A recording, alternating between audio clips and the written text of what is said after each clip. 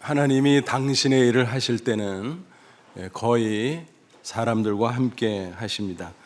전능하신 분이기 때문에 단독으로 얼마든지 하실 수 있잖아요.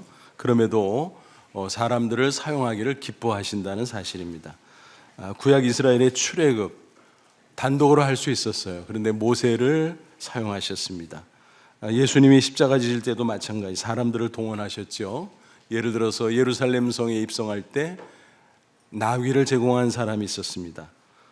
또 최후의 만찬 때는 다락방을 제공한 사람이 있었습니다.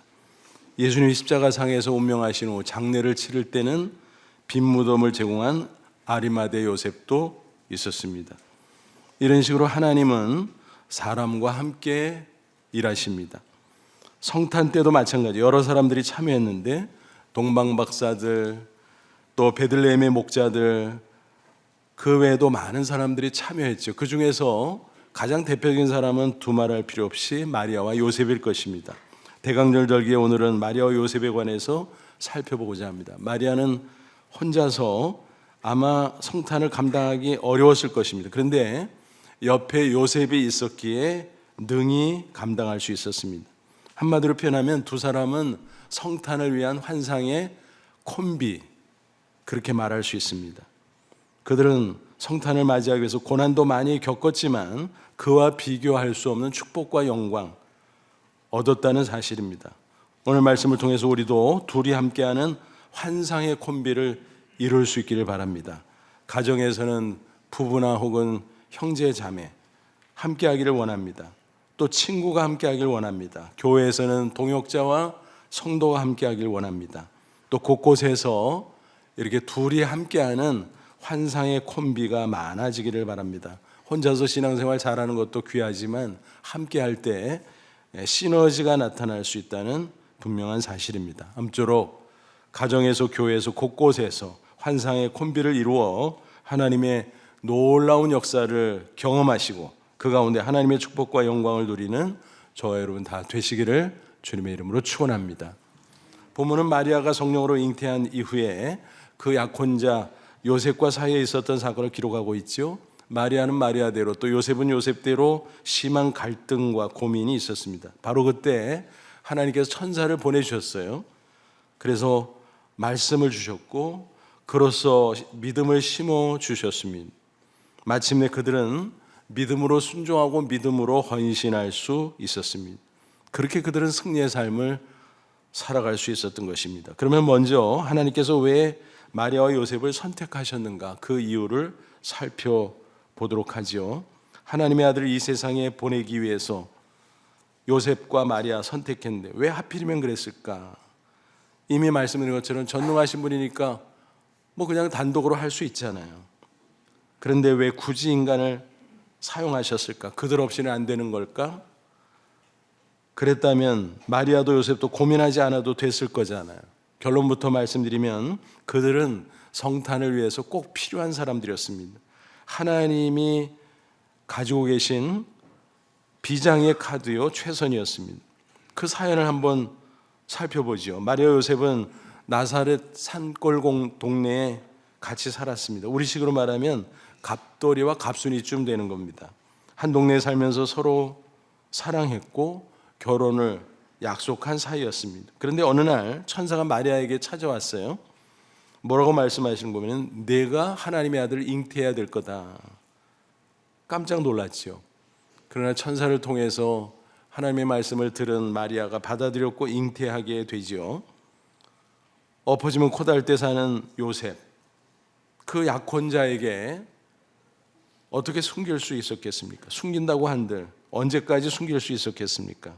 마리아가 직접 고백을 했는지 아니면 말도 못 꺼낸 가운데 애를 태웠는데 요셉이 알아차린 건지 뭐 어떤 경위인지 성경에 자세한 설명은 없지만 어쨌든 요셉은 결국 그 사실을 알게 되었다라는 사실입니다. 당연히 고민에 빠질 수밖에 없었습니다. 파혼까지 생각을 합니다. 어떻게 처녀가 혼자 아이를 가질 수 있단 말인가. 그러니까 너무너무 고민이 되는 거죠. 마리아가 그런 여자가 아닌데 나도 모르게 딴 남자가 있었단 말인가. 근데 산골 동네 뻔한데 누가 있단 말인가. 너무너무 기가 막혔습니다. 그 와중에 천사가 요셉을 방문하죠. 그리고 마리아가 잉태한 아들은 부정한 관계에서 생긴 것이 아니라 하나님의 아들이 성령으로 잉태된 것이다 라는 사실을 쭉 설명해 줍니다. 그리고 아예 이름까지 가르쳐 줍니다. 21절, 아들을 낳으니 이름을 예수라 하라. 이는 그가 자기 백성을 그들의 죄에서 구원할 자 이심이라 하니라. 그래서 예수라는 이름을 지어주는데 그 이름의 뜻은 백성을 죄에서 구원하는 구원자라는 것입니다. 구세주라는 것입니다. 그러면서 이런 일은 갑자기 이루어진 게 아니야. 거슬러 올라가 구약시대 오래전 예언이 성취된 거야 라고 밝혀줍니다. 22절 23절 보시면 이 모든 일이 된 것은 주께서 선지자로 하신 말씀, 이 선지자는 이사야 선지자지요. 말씀을 이루려 하심이니 이르되 보라 처녀가 잉태하여 아들을 낳을 것이요 그 이름을 임마누엘이라 하리라 하셨으니 이를 번역한즉 하나님이 우리와 함께 계시다 함이라. 성탄전 700여 년 전에 이사야 선지자가 예언했던 그 말씀, 처녀가 잉태하면 아들을 낳을 텐데 이름을 임마누엘이라고 붙여라. 임마누엘은 하나님이 우리와 함께 한다는 것입니다. 그러니까 하나님의 아들이 인간으로 이 세상에 오셔서 함께 할 것이다 라는 예언의 말씀이죠. 그게 성취됐다는 겁니다. 그럼 왜 하나님의 아들, 즉 하나님 자신이 이 세상에 인간으로 오셔야만 했을까요? 그냥 하면 안 되나요? 안 됩니다. 왜냐하면 인간을 죄에서 구원하려면 동일한 인간이 돼야 돼요. 근데 죄를 대신해야 되니까 본인의 죄는 없어야 돼요. 한마디로 말하면 대속이 가능해야 되는 거죠. 모든 인간은 아담 이후 원죄를 품고 태어나지요.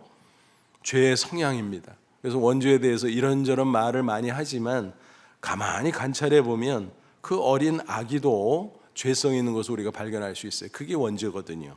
그리고 태어난 후에 세상 살면서 마음속 생각으로 또 언어로 행동으로 죄를 짓게 됩니다. 자기 스스로. 그래서 그걸 자범죄라 그래요. 그러니까 모든 인간은 원죄와 자범죄를 가지고 있는 죄인인 것입니다.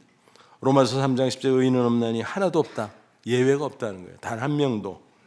그리고 그 죄의 결과 사망, 영원히 죽을 수밖에 없다는 거예요. 육적으로 죽고 영적으로 죽고 영원히 죽고 오직 예수님을 통해서 죄와 사망에서 구원받을 수 있다. 그리고 영생을 얻을 수 있다. 성경은 증거합니다. 사도 바울은 로마서 6장 23절에서 분명하게 밝히죠. 죄의 삭은 사망이요 하나님의 은사는 그리스도 예수 우리 주 안에 있는 영생이니라 그랬습니다. 그래서 대속이 꼭 필요하다. 대속을 위해서 하나님의 아들이 인간이 되셔야만 했다.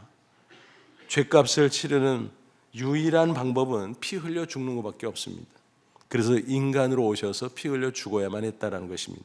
히브리서 9장 22절 피 흘림이 없은즉 사함이 없느니라. 그래서 구약시대는 십자가 예표로서 짐승 인간 대신 피 흘려 죽는 속죄 제사가 있었잖아요. 죄 없는 짐승이 죄 있는 인간을 대신해서 피 흘려 죽었다. 대속의 의미를 발견할 수 있죠. 그러다가 때가 되매 하나님의 예수님이 직접 인간이 되셔서 완전한 속죄를 위해 십자가에 피 흘려 죽으셨다라는 것입니다. 그러니까 예수님은 십자가에 죽으려고 대속물이 되려고 이 땅에 오신 것입니다. 스스로 밝히셨어요. 마가복음 10장 45절 인자가 온 것은 내가 온 것은 섬김을 받으려 함이 아니라 도리어 섬기려 하고 자기 목숨을 많은 사람의 대속물로 주려 함이니라. 그러니까 예수님은 이 땅에 하나님의 아들이니까 에헴하고 호강하기 위해서가 아니라 섬기려고 왔는데 자기 목숨을 피 흘려 죽는, 그래서 죄값을 치러주는 대속물로 주기 위해서 오셨다라는 것입니다. 그러니까 성탄은 하나님의 아들이 인간이 되어서 죽으셨으니까 뭐예요? 죽으러 오신 겁니다. 세상의 모든 아기는 살려고 태어나는데 예수님은 죽으려고 태어나신 거예요. 이처럼 대속물이 되어야 되니까 인간이어야 되는데 또 죄가 없어야 되고, 그러니까 인간의 몸을 빌려야 되는데 문제가 뭐예요? 남자 여자 사이에서 아기가 태어난다면 원죄 오염을 막을 수가 없잖아요. 그러니까 동정녀의 몸을 빌려야 된다라는 결론이 나오는 거지요. 그러면 그렇다고 해도, 그렇다고 동정녀를 선택해서 빌려서 하나님의 아들이 성령으로 잉태되게 한다 쳐도 약혼자가 없는 처녀면 더 좋지 않을까? 그렇지 않아요? 굳이 약혼한 마리아를 왜 선택하셨을까? 약혼자가 없으면 여자 본인 혼자만 고민하고 혼자만 고난을 당하면 되잖아요. 근데 왜 두 사람 모두 고민에 빠뜨리냐 이거죠. 또 왜 약혼한 관계를 흔들어 놓냐 이거죠. 그 이유를 알기 위해서 우리는 고대 이스라엘 사회의 결혼 제도에 대해서 이해해야만 합니다. 그 당시 유대인의 결혼은 3단계로 진행된다 그랬죠. 약정, 약혼, 결혼. 이게 3단계입니다. 약정은 뭐냐면 어려서 남자아이, 여자아이 각각의 부모들이 서로 구두로 약속을 하는 거예요. 아, 우리 애들 크면은 결혼시키지 뭐. 좋네. 아, 좋아. 그런 겁니다. 어떤 뭐 법적인 구속력은 없는 거죠. 그러다가 성인이 돼요.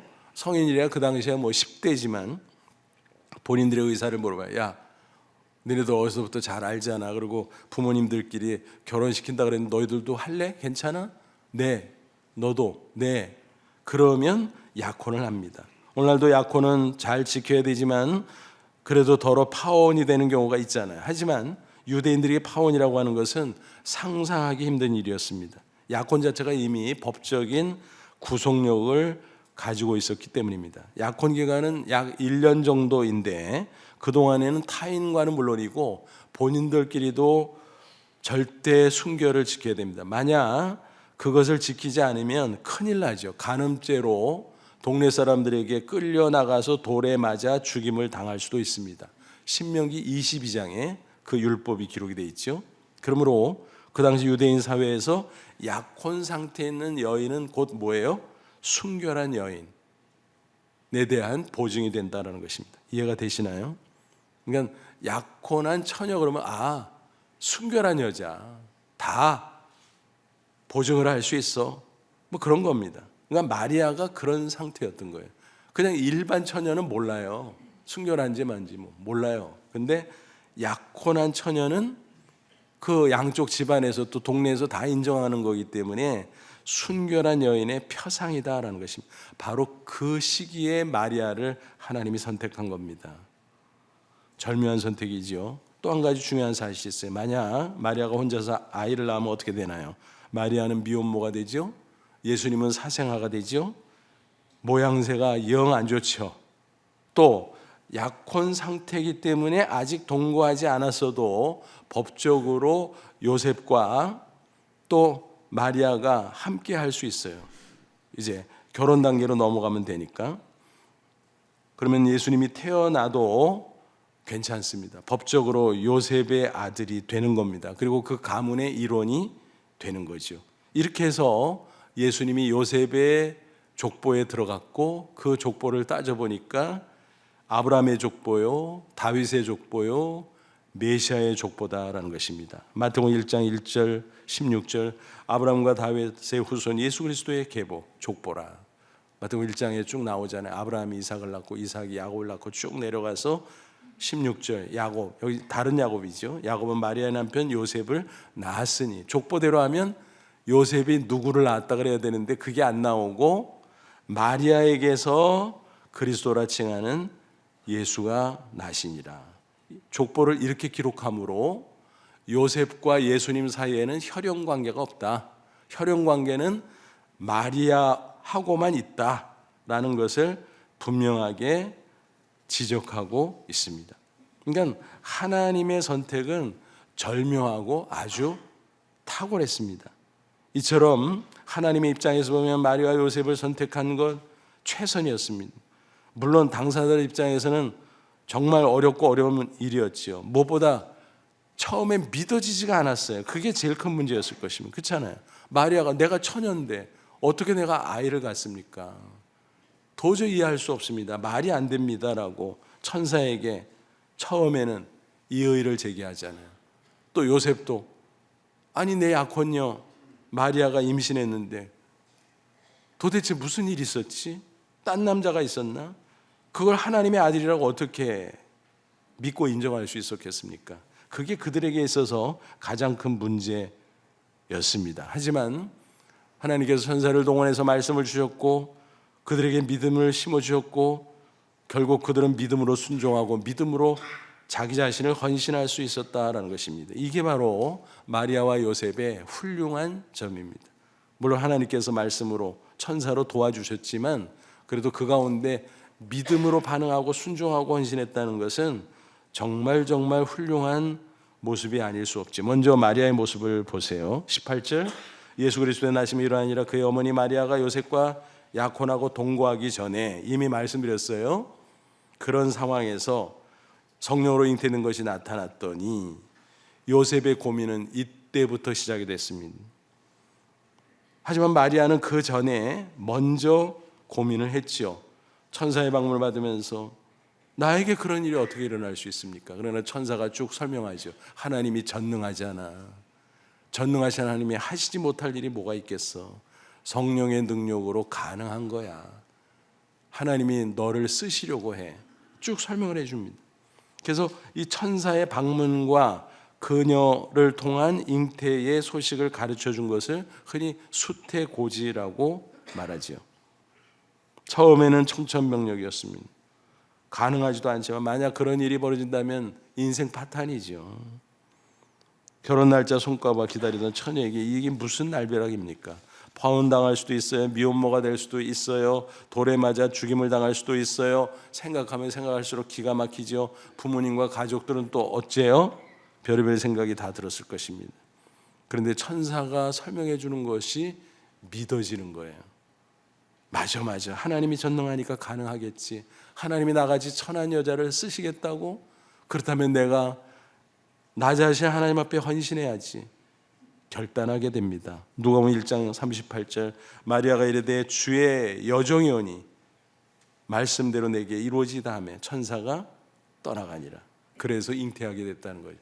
여러분 한번 상상해 보세요. 그때 마리아의 나이가 얼마나 됐을까? 10대거든요. 13세 조금 넘어갔을 거예요. 그 소녀가 이렇게 놀라운 신앙을 가졌다고 정말 대단합니다. 요셉은 또 어땠을까요? 상상해 보세요. 특별히 남성 입장에서 상상해 보세요. 약혼한 여자가 있는데 임신했어. 세상에 있을 수 없잖아요. 말도 안 되잖아요. 그거 어떻게 받아들여요? 요셉은 마리아 이상으로 어마어마한 충격을 받았을 것입니다. 마리아는 자신이 결백하고 천사의 방문을 직접 받았기 때문에 당황스럽지만 이게 이해가 안 되지만 어쨌든 자기에게 그런 나타남과 변화가 있는 것은 스스로 받아들이고 체험하고 그랬잖아요. 그러니까 마음 정리가 이제는 됐죠. 근데 요셉은 다르잖아요. 별의별 생각이 다 들었을 것입니다. 나 말고 딴 남자가 있었어? 마리아? 그런 여자가 아닌데? 아니 사람은 모른다 그랬잖아. 혹시 그럴지도 모르지. 뭐 별의별 생각이 다 들었을 거 아니겠습니까? 모든 게 무너지는 느낌도 들었을 것입니다. 고민 끝에 요셉이 내릴 수 있는 최선책은 파혼. 그러나 공개적으로 떠들면서 파혼하면 그래도 사랑했던 마리아인데 어때요? 일이 복잡해지잖아요. 뭐 죽임을 당할 수도 있고 또 자기도 뭐 자랑스러울 일이 전혀 없고 그래서 조용히 끊으려고 합니다. 바로 그때 하나님께서 천사를 보내주셨죠. 20절 이 일을 생각할 때 주의 사자가 현몽하이르되 천사가 꿈에 나타나서 다윗의 자손 요셉아. 그러니까 요셉이 망한 왕가지만 어쨌든 다윗의 후손이에요. 하나님께서 구약 성경에 다윗의 후손으로 메시아 구원자를 보내주겠다는 약속이 성취되는 것입니다. 이런 방식으로 내 안에 마리아 데려오기를 무서워하지 말라. 그에게 잉태된 자는 성령으로 된 것이라. 요셉은 깜짝 놀랐어요. 성령으로 잉태됐다고요? 그게 뭔데요? 성경에는 자세히 기록이 안 됐지만 천사가 쭉 설명을 해 줬겠죠. 마침내 요셉이 믿었어요. 받아들였어요. 아 그랬군요. 그러면 그렇지 우리 마리아가. 그렇군요. 그럼 어떡하죠? 너희 집으로 데려다가 보호해야지. 알았습니다. 더 중요한 게 있습니다. 25절 아들을 낳기까지 동침하지 않으니 나음의 이름을 예수라 하니라. 예수라 아니라 하나님의 아들이 순결한 가운데 태어날 수 있도록 마리아를 데려와서 이제 부부가 되지만 동침하진 않았다라는 사실입니다. 놀라운 신앙이죠. 정말 하나님의 그 놀라운 구속사의 섭리 가운데 자신이 참여한다는 것을 느낀 사람이기 때문에 이게 가능했던 것입니다. 마리아 못지않은 믿음입니다. 어떤 면에서는 그 이상의 신앙입니다. 그래서 종교개혁자는 마틴 루터는 요셉을 가리켜 이런 말을 남겼습니다. 성탄절에 있어서 가장 큰 기적은 동정녀 마리아가 성령으로 잉태한 것이 아니라 요셉이 그 사실을 곧이곧대로 믿었다는 것이다. 여러분 이해가 되세요? 요셉의 믿음이 더 대단하다 이거예요. 기적 같은 믿음이다라는 거예요. 그렇지 않아요? 그거 어떻게 믿어 그거를? 근데 요셉이 믿은 거예요. 이처럼 요셉이 동정녀의 잉태를 믿었어요. 그러면 누가 믿지 못하겠는가? 한번 생각해 보세요. 예전에도 소개해드린 적이 있어요. 이 구절만 보면 떠오르는 분이 있어요. 유명한 코미디언이었던 고 구봉수 장로님. 연예인교회, 지금 예능교회로 이름을 고쳤는데 거기 개척 초기에 고 하영조 목사님 전도사 시절입니다. 이제 교회를 개척하고 성경 공부 모임을 만들어서 그렇게 사람들이 모이기 시작했는데 연예인 몇 명과 함께 성경 공부를 하고 있는데 참석자 중에 한 사람이 자꾸 말꼬리를 잡으면서 꼬치꼬치 따지고 드는 것입니다. 아니 어떻게 처녀가 혼자 아이를 낳아요? 말도 안 되지. 그런 걸 믿으라고요? 황당무계한 얘기를. 아니 기독교는 그런 거 믿는 거예요? 뭐 이런 식으로 막 물고 늘어지다 보니까 진도가 나갈 수가 없는 거예요. 그렇잖아요. 뭐 교역자는 그럴 때 당황스럽습니다. 설명을 해도 받아들이지 않으면 얼마나 답답해요. 옆에서 보다가 참다 못한 구봉서 장로님이 그 사람을 향해 이렇게 소리를 쳤다고 하는 거 아닙니까? 아니 마리아 서방이 믿는데 네가 제3자인데 왜 나서서 떠들어. 정목을 치른 말이죠. 세상 사람이 다 못 믿겠다고 해도 요셉은 믿었잖아요. 뒤집어 생각하면 도저히 믿을 수 없어서 요셉이 믿었다면 누가 믿지 못하겠냐? 믿어야죠. 그 일 있고 난 후 구봉수 장로님은 전도할 때마다 그걸 써먹었대요. 뭐라 그러면 야 네가 뭔데 그래? 마리아 서방도 믿었는데 니까지 있게. 그러면은 웃음이 빵 터지면서 마음이 열리니까 그냥 말씀이 들어갔다고 합니다. 여러분 이처럼 믿음으로 순종하고 믿음으로 헌신한 마리아 요셉 어떻게 됐을까요? 그들이 고민하고 염려했던 것처럼 수치를 당했을까요? 손해를 봤을까요? 사람들에게 끌려 나가서 조리돌림을 당했을까요? 아닙니다. 하나님께서 깔끔하게 처리해 주셨습니다. 그들을 안전하게 보호해 주셨어요. 가정의 행복을 보장해 주셨습니다. 영광스러운 인생으로 축복해 주셨습니다. 그렇습니다. 여러분 하나님은요 절대 토사구팽 안 하세요. 세상에서 보세요. 사람을 실컷 쓰고 버리잖아요. 진짜 그럴 때 배신감 느껴지잖아요. 비애감이 느껴지잖아요. 하나님은 결코 그런 분이 아니에요. 악인은 쓰고 버리실 수 있어요. 하나님이. 하지만 적어도 하나님을 믿고 순종하는 사람, 하나님을 위해 헌신하는 사람 절대로 토사구팽하지 아니하시고 반드시 책임져 주시고 반드시 축복한다는 사실을 믿으시기 바랍니다. 마리아 요셉을 보세요. 파혼도 넘겼죠. 가정을 이뤘죠. 돌팔매도 모면하죠. 가족들의 명예도 보존했죠. 그뿐이겠습니까? 마리아는 그 나사렛 산골 동네 별 볼 일 없는 시골뜨기 소녀였잖아요. 그런데 여자 중에 가장 영광스러운 존재가 된다라는 것입니다. 마리아 자신도 성령 충만한 가운데 그걸 깨달았어요. 야, 내가 비천한 시골 처녀인데 내가 가장 영광스러운 여인이 된다는 거구나. 그래서 그는 노래하기를 누가복음 1장 48절 그의 여종의 비천함을 돌보셨음이라 보라 이제 후로는 만세에 나를 복이 있다 일컬이로다. 만세 영원토록 계속해서 사람들이 나를 가장 복된 여인이라고 칭송하겠구나. 너무너무 감사함으로 노래했습니다. 요셉은 또 어떻습니까? 하나님의 아들 메시아가 그의 아들이 됐죠. 어린 시절 예수님을 보호하고 양육하는 책임을 감당했어요. 법적인 아버지죠. 양 아버지로서의 영광을 누렸습니다. 전승에 하면 요셉이 일찍 사망하잖아요. 어떻게 마지막 임종을 맞이했을까요? 예수님의 품 안에 안겨서. 그죠? 예수님의 품 안에 안겨서 천국에 들어갔을 것입니다. 그래서 이런 말이 있어요. 세상에서 역사상 가장 행복하고 평안한 임종을 맞이한 사람이 누굴까? 바로 요셉이라는 거예요. 그렇잖아요. 예수님의 품에 직접 안겨서 돌아갔는데 마리아는 그우니까 마리아도 얻지 못했던 축복을 요셉은 얻었던 것입니다. 또 요셉은 몰락한 다윗 왕가의 후손이잖아요. 저 시골에 처박혀 있는. 근데 이제는 그 가문이 메시아의 가문으로 반듯하게 세워지고 그 가운데 자기의 이름이 적히고, 그죠? 마치 고목나무에 꽃이 핀 것 같은 놀라운 반전의 축복을 얻을 수 있었다라는 것입니다. 그렇습니다. 하나님이 우리에게 순종을 요구하고 헌신을 요구할 때는요, 그거 손해보는 거 아니에요. 그거 두려운 거 아니에요. 부담 아니에요. 그보다 더 큰 축복이 있습니다. 영광이 있습니다. 그러므로 감사함으로 기쁨으로 감당하시기를 바랍니다. 수지 맞는 거예요. 성경의 약속이잖아요. 하나님의 약속은요, 절대 펑크나는 법이 없어요. 우리가 너무너무 잘 아는 약속의 말씀들이 있잖아요. 자주 외우는 마태복음 6장 33절. 그러니 너희 먼저 그의 나라와 그를 구하라. 그러면 이 모든 것을 너희에게 더하시. 하나님의 나라, 하나님의 통치, 하나님의 다스림을 받으면서 이끄시는 대로 하나님의 의, 하나님의 뜻대로 순종하고 헌신해라. 그리하면 이 모든 것, 무엇을 먹을까 마실까 입을까 세상에서 염려하고 근심하는 것들, 그거 다 필요 없어. 하나님이 책임져 줘. 아니, 차고 넘치게 더해 주셔. 하나님의 약속이에요. 요셉과 마리아가 그 축복을 받은 것입니다. 물론 고난도 있었어요. 하지만 고난을 넘어서는 영광이 있었다는 것입니다.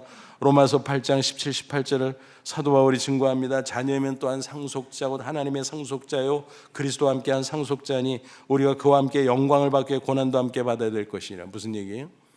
우리는 하나님의 상속자, 예수님과 공동 상속자네요. 근데 영광을 상속할 자인데 그 앞서 고난도 상속해야 된다. 예수님이 고난의 길을 가신 것처럼 그 고난의 은혜로 내가 죄산받고 구원받고 하나님의 자녀로 영생을 누리고 있지만 세상에 사는 동안은 예수님의 길을 따라 고난을 당할 수밖에 없다. 그게 우리에게 주어진 몫이다. 그래서 고난의 상속자라는 거예요. 그런데 뭐라 그랬어요? 생각하건대 따져보니까 계산 쫙 뽑아보니까 현재의 고난은 장차 우리에게 나타날 영광과 비교할 수 없어도 뭐예요? 우리가 이 땅에서 현재 고난을 당한다 쳐도 장차 하나님께서 천국에서 우리를 위해서 예비한 영광과 비교하면 상대가 안 된다. 우리 고난은 요만하면 천국에 예비된 영광은 어마어마해요. 이 어마어마한 차이가 있는데 우리가 기꺼이 믿음으로 순종하고 믿음으로 헌신하고 믿음으로 고난을 받아야 되지 않겠냐라는 것입니다. 그러므로 우리도 마리아와 요셉처럼 주님을 위한 환상의 콤비를 이루며 살아가면 정말 정말 좋겠습니다. 그런데 성경을 보면 이런 환상의 콤비도 있지만 반대, 최악의 조합도 있어요. 최악의 조합. 슬픈 얘기죠. 둘 중에 하나라도 정신 차리고 하나라도 믿음이 바로 섰으면 브레이크 걸고 권면하고 새로워지고 바로 설 수 있는 기회가 있었을 텐데 그게 안 된 최악의 조합들이 있어요. 구약의 대표 누굴까요? 아합과 이세벨. 아합은 북이스라엘의 최악의 왕이었어요. 부인이 누구예요? 이세벨. 이방 시돈의 공주 출신이에요. 시집 올 때요 가져와서는 안 되는 걸 가져왔어요. 우상 보따리 다 들고 왔어요. 우상의 제단을 왕궁에 차려놓고 또 시집 올 때 데리고 온 사람들이 있었어요. 우상 선지자들, 바알 선지자, 아세라 선지자, 요즘으로 말하면 무당들을 어마어마하게 데리고 왔다라는 거예요. 왕궁에서 기르고. 그거 얼마나 기가 막혀요. 그러다 보니까 자기 남편도 바알 우상 숭배자가 돼버렸어요. 영적으로 뒤에서 다 조종해. 국사도 다 조종해. 게다가 백성들을 우상 숭배로 물들였어요. 멍청한 백성들은 우상 숭배하면 잘 먹고 잘 살 줄 알고 하나님의 절대 주권 속에 잘 먹고 잘 사는 건데 착각을 했어요. 나라 꼴이 그런 꼴을 점점 변질되고 말았습니다. 그런 가운데 얼마나 사악한 짓을 하는지 백성들을 포탈하는데 한 번 어떤 일이 있었어요.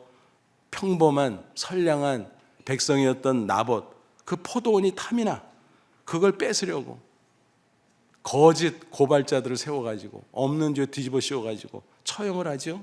그래서 죽이고 나서 그 포도원을 덥석 물어버려요. 하나님이 보고 계셨어요. 하나님이 어떻게 그걸 끝까지 놔둘 수 있습니까? 하나님은요, 오래 참지만 영원히 참지는 않아요. 데드라인이 되면 반드시 심판해요. 엘리야는 그것을 보고 하나님의 말씀으로 예언합니다. 너희들의 최후는 비참할 것이다. 아합이 비참하게 죽었어요. 이세벨은 특별히 창에서 내다보다가 던져져서 시체가 나뒹굴고 다 틀어지고, 그래서 그 조각조각 갖다 버렸는데 개들이 뜯어먹었어요. 엘리야가 예언한 그대로 성취됐죠. 열왕기하 9장의 기록입니다. 최악의 조합이죠. 아합과 이세벨. 신약의 대표는 누굴까요? 아나니아와 삽비라. 참 안타깝게도 사도행전 5장 보면 초대 예루살렘 교회가 가장 부흥하고 성장하던 그 시기에 있었던 사건의 주인공들이에요. 어떤 일이 있었나요? 초대교회는 핍박받는 사람들, 나그네들이 굉장히 많이 있었어요. 그래서 교회에서 그 사람들을 다 거두고 그 사람들을 구제하고 생활 대책을 세우다 보니까 얼마나 많은 재정이 필요했는지 몰라요. 그러니까 사람들이 물품으로 돈으로 막 어마어마하게 헌물하고 헌금을 했어요. 성령 충만해서 자발적으로 하니까 얼마나 감사하고 얼마나 아름다운 일이에요. 그런데 거기에 마귀의 역사가 틈을 탔습니다. 바나바 같은 사람, 모든 면에서 모범적이었는데 이 사람이 특별히 또 헌신도 많이 했어요. 헌물하고 헌금하고.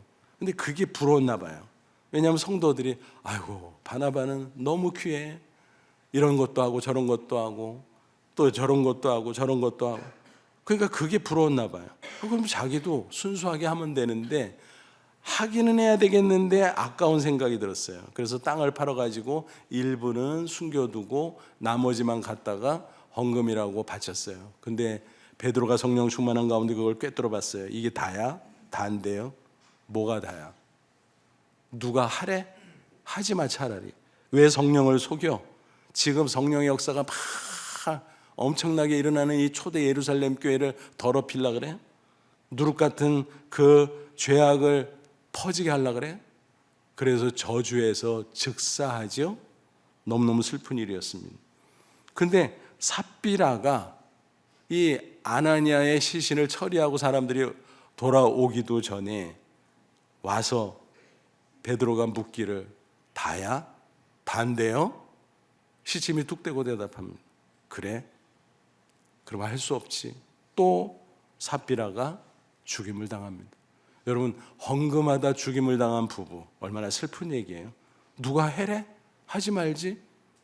그거는 한 개 잘못이라는 게 아니라 잘못해서 교회를 한참 부흥하고 성장하고 순결한 교회를 더럽혔기 때문이라는 사실입니다. 신약교회의 역사 속에서 정말 뼈아픈 기록이죠. 한 사람에도 정신을 여보 그러면 되겠어? 하나님이 보는데 그러면 안 되지. 차라리 하지 말지. 이게 무슨 짓이야. 이랬어야 되잖아요. 그럼 그렇게 안 되잖아요. 근데 둘이 똑같아. 아합, 이세벨, 아나니아, 삽비라. 최악의 조합이죠.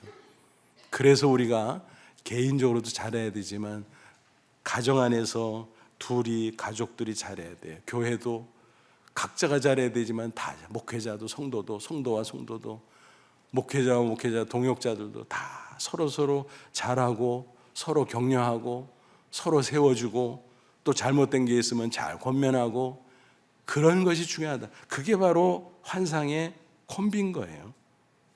좋은 예를 들어볼게요. 캐몬스 윌슨, 여러분 이름을 기억하실지도 몰라요. 홀리데이 인 창업자예요. 말씀드린 적이 있어요. 근데 오늘은 그 부인의 이야기를 하려고 해요. 캐몬스 윌슨은 젊은 시절 제재소 직원으로 일하고 있었어요. 그런데 어느 날 출근해 보니까 책상 위에 해고 통지서가 놓여 있어요. 요즘 같으면 이제 문자 띡 보내고 끝나는데 그런 식이죠.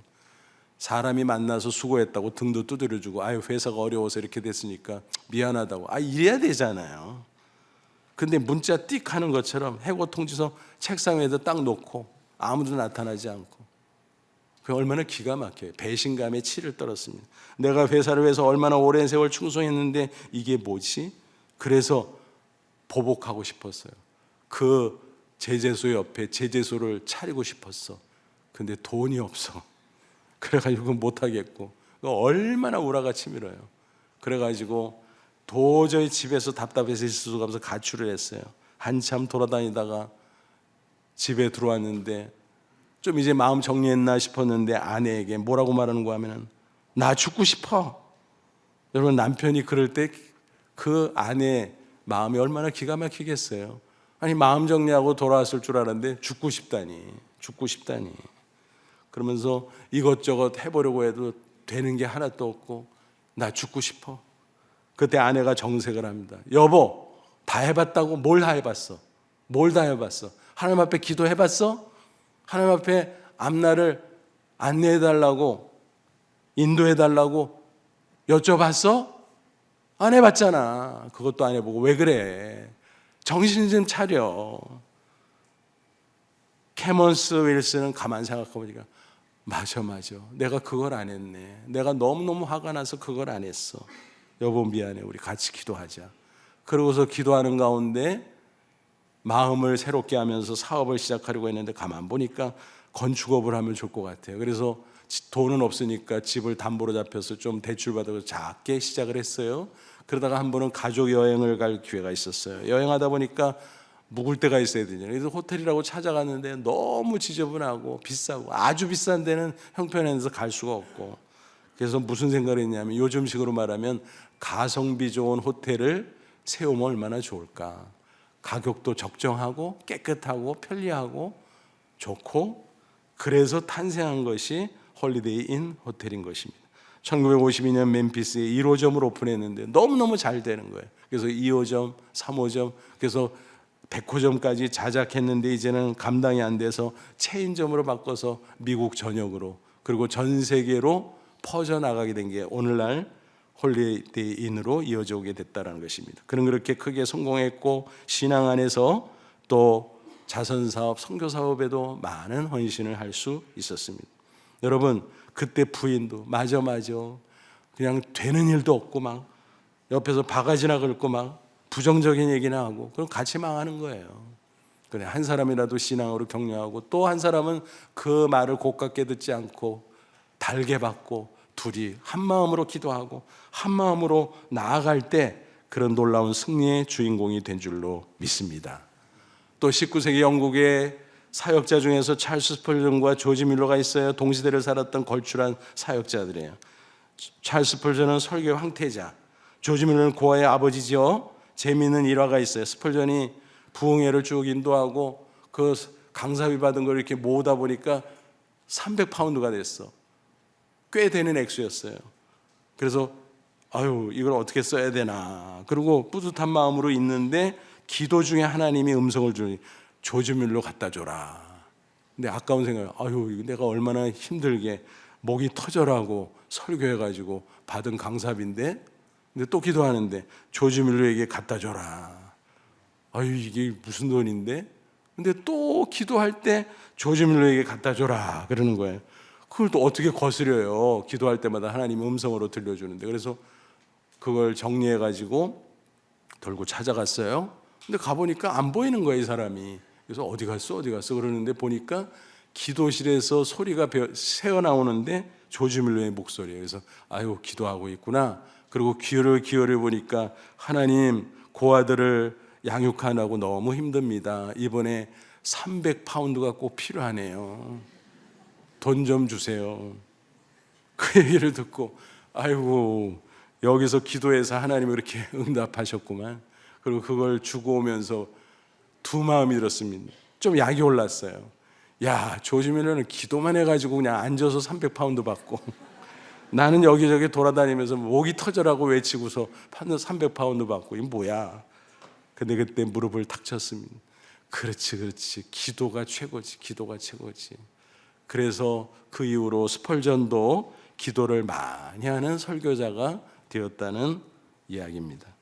얼마나 멋집니까? 동역자가 서로 도전해주고 격려해주고 협력하고 시너지를 이루고. 여러분, 마리아와 요셉의 이야기를 통해서 가정에서 부부가, 형제자매가, 또 교회에서 성도들이, 동역자끼리, 곳곳에서 친구들이 환상의 콤비로 살아갈 수 있기를 바랍니다. 혼자서 잘하는 것 이상으로 큰 은혜를 체험할 줄로 믿습니다. 믿음으로 순종하고 믿음으로 헌신하십시오. 그럴 때 마리아 요셉과 함께 하셨던 하나님이 오늘 우리와 함께 하셔서 하나님의 놀라운 역사를 이루어 주실 줄로 믿습니다. 부디 믿음 안에 이런 놀라운 축복과 영광을 풍성하게 경험하는 저와 여러분 다 되시기를 주님의 이름으로 축원합니다. 기도하겠습니다. 이 말씀 붙잡고 기도하죠. 하나님, 그렇습니다. 성탄을 위한 환상의 콤비인 마리아와 요셉, 우리도 그렇게 살길 원합니다. 가정에서, 교회에서, 또 학교에서, 직장에서, 곳곳에서 믿음 안에 환상의 콤비들이 많아지게 하옵소서. 그래서 풍성한 축복, 풍성한 영광을 누리는 승리자들이 되길 원합니다. 다 같이 간절한 마음으로 기도합니다. 하나님 아버지, 은혜와 사랑을 진심으로 감사합니다. 이 시간 주의 말씀으로 다시 한번 성탄을 맞이하는 마리아와 요셉의 아름다운 신앙을 배우게 됨을 감사합니다. 우리도 한 믿음으로 순종하며 한 믿음으로 헌신하는 환상의 콤비를 이루기를 원합니다. 그래서 우리 가정에서, 우리 교회에서, 또 우리의 삶의 터전에서 하나님의 놀라운 역사를 경험하는 아름다운 축복의 주인공, 영광의 주인공들 다 되게 해 주시옵소서. 예수님의 이름으로 기도하옵나이다. 아멘.